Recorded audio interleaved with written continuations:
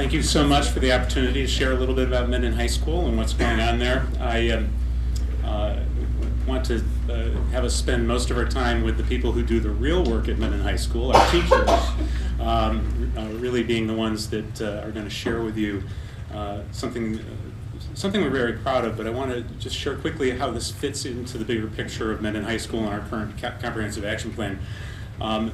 We have adopted the district mission, as you can see, with a little of a Mendon twist to the beginning of it, but ultimately the focus of our ILT is certainly the continuing evolution of a professional learning community culture in our school.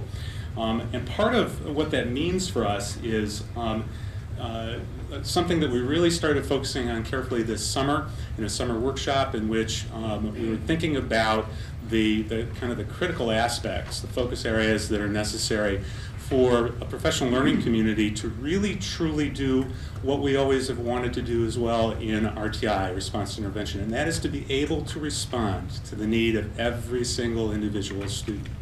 And those critical focus points include collective responsibility, that shared responsibility by every person, every adult in that building for every single child, not just the kids that are on my list, but every single child. And that means there's a structure and systems as well. It's about concentrated instruction. Concentrated instruction starts with really getting down to the essentials. What is it that every child needs to know? Convergent assessment, that's about making sure that as we go through that path, there's consistent, constant, regular assessment, common assessment, assessment that's reviewed in collaborative teams to ensure that students are in fact learning these critical and important essential skills. And then finally, certain access, every child having access to learning at high levels on those essential learnings that must really be held by every student. So that's our focus, and I think that as you listen to our teachers share about this one of many collaborative activities, but this is a very significant one for us, I think you'll hear aspects of all of those things. The PLC is not just about the PLC teacher teams. It's about the whole picture and all of those four components. So I hand it off to the real workers. Hey, good evening. My name is Bethany Patterson, and I am a Global 9 history teacher at Mendon High School. So I'm here to talk a little bit about how this came to be. Jude Dietz and I worked together on research in Common Core back with Elizabeth Hollinger a couple years ago. And in talking about research, we realized that we had gaps in what we were doing. I was expecting my students to know skills that they hadn't been taught yet in English. And English teachers were trying to kind of helping us out in our research projects. Anyways, we realized that we needed to start to work together. And that's when Jude came to me and talking about PLC and the school environment. What can we do? Can we get all of Global 9 teachers and English 9 teachers together to come up with a research project that all freshmen would have to be a part of? So that is really kind of how this came to be. And since then, English has been working and social studies is about to start working, as Jude will explain, in creating this kind of really from November to March project that they are being a part of. So Jude Dietz is going to talk a little more. So I am Jude Dietz. I teach English at Mendon, and I've been teaching 9th grade for 21 years. So I can tell you with absolute certainty that when you say the words research project to 14-year-olds, they're very excited. Needless to say, over the years, we've been trying to do what we can to take that dread out of that for them. It's an overwhelming feeling. You probably remember what it feels like to do research.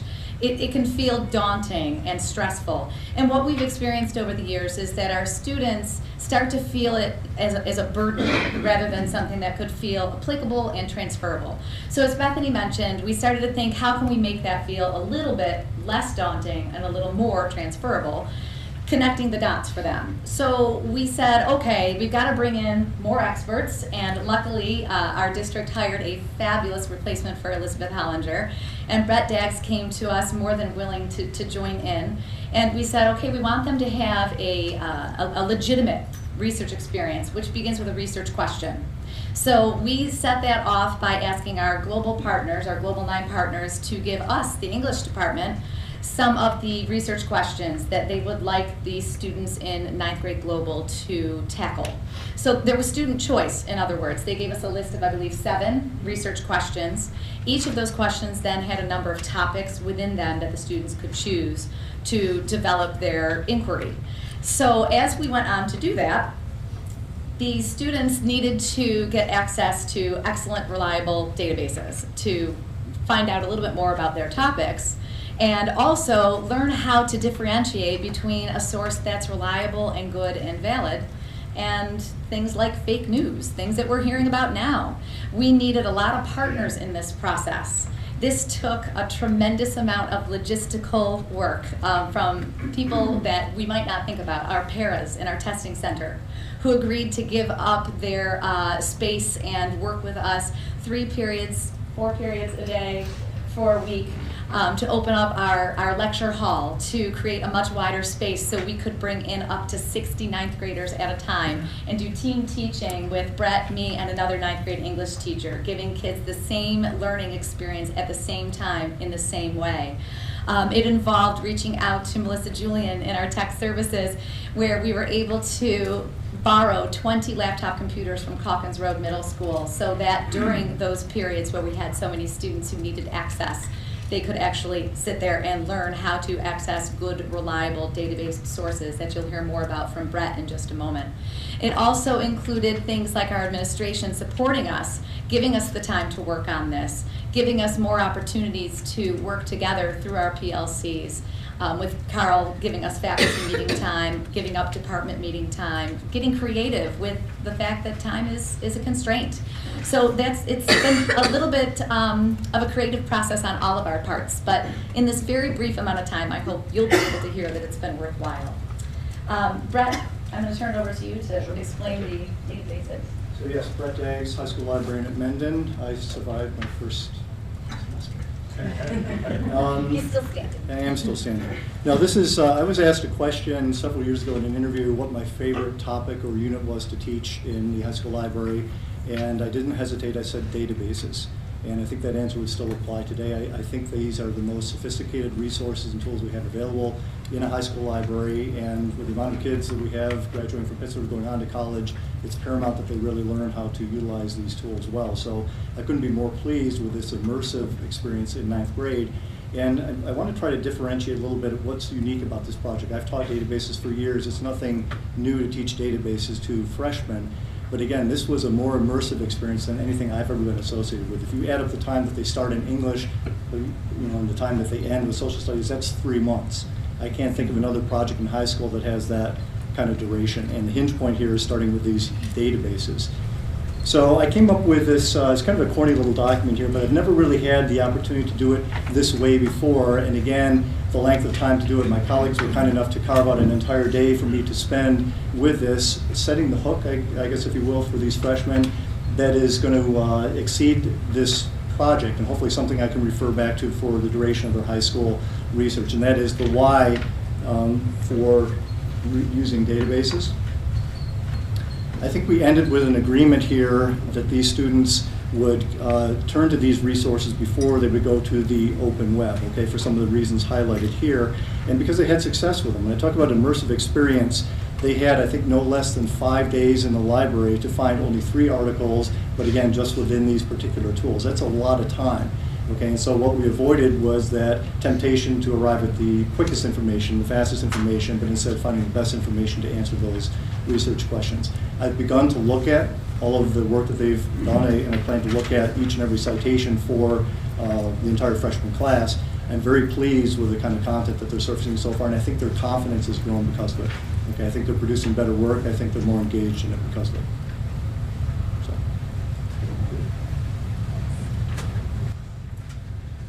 So one of the things that we have noticed over the years when we do have students engaging with research is it's difficult to read. They're not super pumped to read some of the material that they then have to kind of make their own and write about. So one of the strategies that we've taken on in the library and English portion of this, that then our social studies colleagues will reinforce so that it's a common experience for students as they walk through this, is engaging with difficult texts, how to do that. I won't belabor this for you. I know you have the slides in front of you, but it's basically just a training way of getting kids to do what probably we sometimes do when we read, with all of our little annotations, and we engage with it that way. We get our highlighters out. But what we try to get students to stop doing is painting, where they get out lots of colors and they're streaking their highlighter across the page, but they're not really paying attention to what they're doing. So this process turns them hopefully from passive readers into more engaged readers, because as you see, it's a step-by-step process that eventually gets kids to read and engage with the text multiple times, so that by the end they can explain that information to someone else without looking at it at all. And a very quick anecdote is when our colleague John Yeager, a Global 9 teacher, was telling us in our most recent PLC meeting that he had to actually tell a kid to get back on task with what they were doing that day in Global 9, because he wanted to start explaining about the leader that he learned about during the English portion of the research unit, because he already knew everything there was to know. And Mr. Yeager was saying, no, okay, wait, we're not here yet. We're not there yet, because he owned the material so well from doing that. So that was the success story. The students also have now been trained in a way to organize themselves. We know students struggle with executive functioning, whether they have any kind of official learning disability or not. This is not an easy thing for 14-year-olds to keep up with. You remember note cards. Those weren't fun. We have to come up with ways to keep them organized. So we have one way for every 9th grader to stay very, very organized with this process throughout English, and then they will walk down the hall and do the exact same thing with their sources in social studies. So it's uniform, it's simple, it's clean, it is a single handout, and they walk through this process to kind of keep them organized, learn how to answer research questions, how to paraphrase, summarize, and avoid plagiarism. If students don't particularly get excited when they hear the term research as freshmen, they get less excited when you talk about citations. That said, okay, there's no escaping it. It's part of writing, part of the process. Modern language association is the predominant style, citation style we use at the high school. There is now an 8th edition out, new last spring, so this cohort of freshmen are the first to receive it en masse at the high school. And there's actually a collegial circle of secondary librarians that are working on this topic right now, about halfway through our assignment. And a lot of the work we've done so far has found its way to this, to instruction with the freshmen. I think that's a good thing. I came up with, this is actually a slide from the presentation here, but not to bore you with all the details or get too far into the weeds here, but conceptually what MLA is after is the fact that in the digital realm it's nearly impossible for students, or me frankly, to memorize all the variables that you might have that you'll encounter when you're citing stuff online or in print resources. So they want to get to this idea of containers. That's their word, not mine. We spend a lot of time trying to cement this idea with the students, and that is, no matter the source that you're using, think of it in terms of something that's nested within a larger source. For example, they may use an article from a magazine, and that article is the source that they're citing, but they think of it in terms of something that appeared in a container. Maybe that container was The Economist magazine. Okay, something physical and tactile that they could hold in their hands. But to complicate it, maybe that container was then digitized. Okay, and it was available online, or maybe it was put into a database unless you have another container. So we spent a lot of time talking about concept there, and I think that was valuable in a foundation moving forward. I don't expect that we've reached mastery at this point, but at least we have a starting point with MLA 8. And the other thing about citations is, I tell the students often, it's not the hardest thing we'll ever do in high school. Students mess up with citations all the time. It's an issue of repetition. Okay, you don't master what you don't repeat often enough, and I think the value of having this 3-chord rope, 3 teachers looking at it, is probably the middle chord here. I can look at these citations. I've done it before. I've graded citations, but I've never done it quite like this before. Because of the duration of this assignment, I've pledged to look at each and every student's citation. So you're talking about 250 students that are going to produce no less than 5 citations when all is said and done. So that's 1,000 things that I'm going to look at, but I think it's absolutely imperative at this level that these freshmen have that kind of touch point. okay, and repetition. There's an online environment where they submit that stuff and I can look at it and it's interactive and they can respond to me as well. So that, I think, is what sets this apart. It makes it a little bit different than any experience I've had before working with citations. And last, the finished product, I should say part one. The students have finished the annotated bibliography portion of this in English. They have just submitted them to us, and we will be furiously grading those this week before grades are due. And it's kind of exciting to see such a professional look coming from the students. They definitely have acquired a strong sense of how to do MLA 8th edition, citations, summary, and evaluations. They'll take their new understandings and apply those in social studies starting next week. And then they will actually learn some more research skills with websites and print materials and actually write the paper in social studies. So that's how it all comes together. Thank you. I'll turn it over to you. Now I'm going to ask that you bear with us a bit.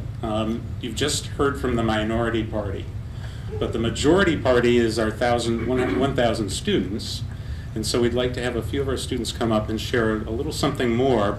Come on up, guys.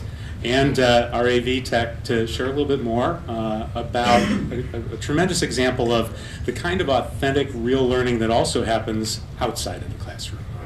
Gentlemen?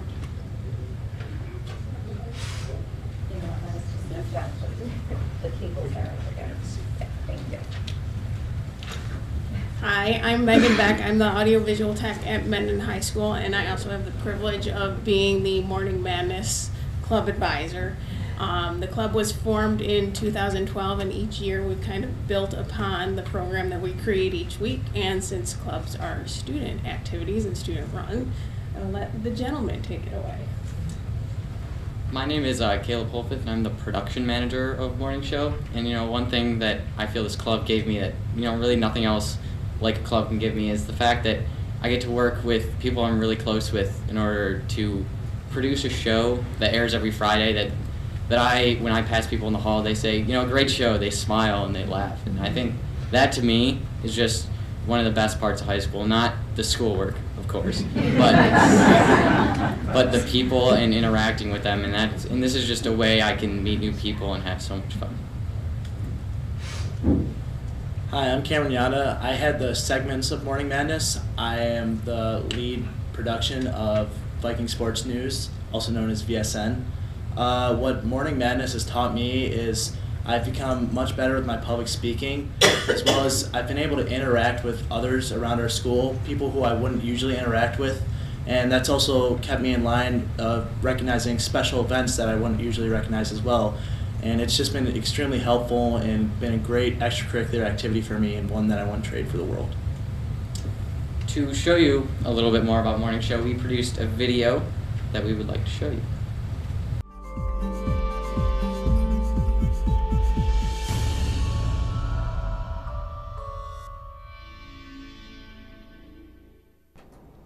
Good evening and welcome to this special edition of Morning Madness. I'm Manvi. And I'm Bella. Morning Madness is Mendon's weekly video broadcast of morning announcements airing every Friday. On this show this evening, we have highlights from past episodes and speak with both current and former members of the Morning Madness Club. There is so much more to the morning show than what is seen on screen each week. The members of the club create graphics, develop scripts, use teleprompters, soundboards, and video mixers. Each week, we like to create 1 or 2 video segments. Here are some highlights of past segments. This election has had many ups and downs and has continued to be very close. So you seniors who are 18 and all you teachers, make sure to get out there and vote. Happy Friday, Mendon. I'm here to show you the forecast for this upcoming winter break. Check this out. Now let's go to Aaron for Viking Music and Arts update on the recent art show. So if you can't tell by my surroundings right now, we're here at the Mendon Art Show. Hi, I'm Cameron Yan, and welcome to this week's edition of Viking Sports News. Today I'm joined by Mendon volleyball player Hannah Trumbull. I'm here walking on the new Mendon turf, the first year that it has been implemented to Mendon High. As you may notice, we have floor here, but no floor here.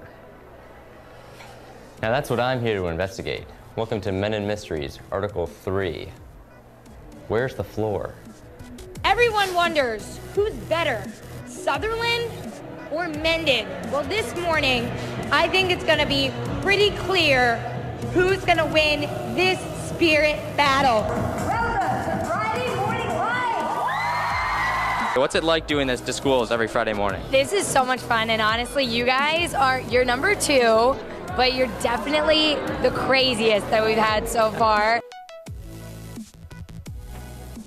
The segments are a way to help bring the Mendon community together and highlight special events. Now let's go to a Mendon alum and former Morning Madness production manager, Josh, and hear him talk about his experience as a member of the club. Morning show affected me as a high school student by just giving me a lot more responsibility than I think most students would have. Being the production manager of the morning show club, that comes with like a lot of tasks to do. From an organizational leadership sense, it really helps with that. Really provided me with a lot of good experience that I couldn't get anywhere else. And I know a lot of school clubs, you know, there's the advisors, and the advisors like really kind of do a lot of the work and do a lot of the organization, as opposed to really like sitting back and advising.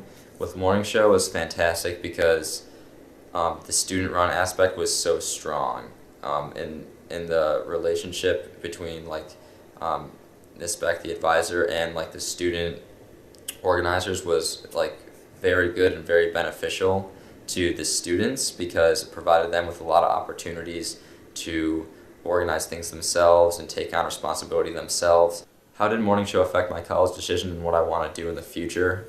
It really shaped it.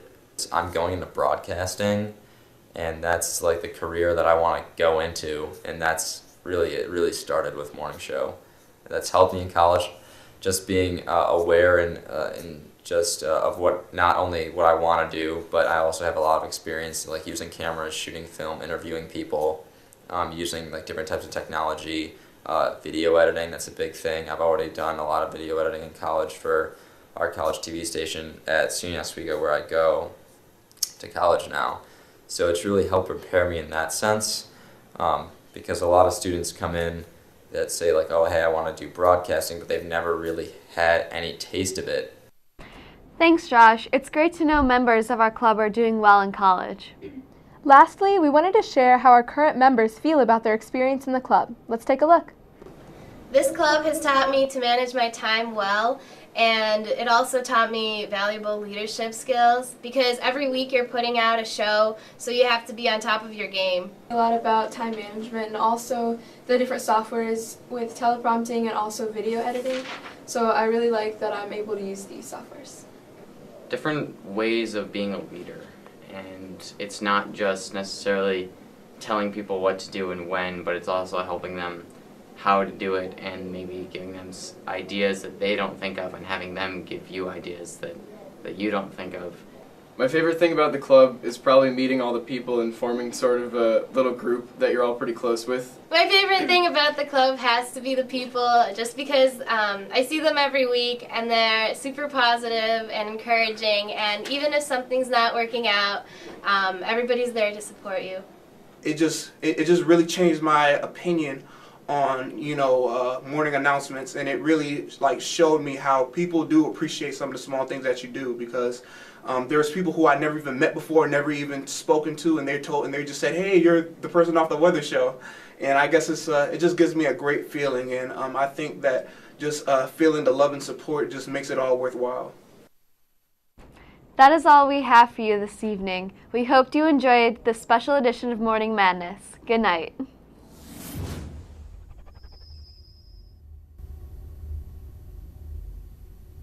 And that concludes our presentation.